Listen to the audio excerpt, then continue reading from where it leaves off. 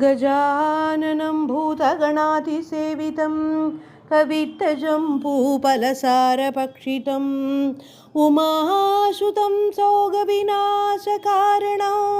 नमामि विघ्नेश्वर पादपङ्कजं।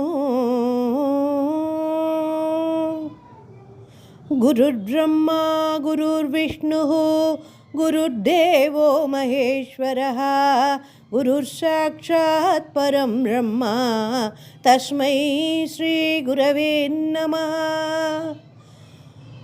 ॐ उमाकोमलहस्ताभ्यां सम्भाविटललाटकं हिरण्यकुण्डलं वन्दे कुमारं पुष्करध्वजम्। श्रीवल्लीदेवसेना समेत श्री सुब्रह्मण्य स्वामिने नमो नमः। ओम श्री कुमार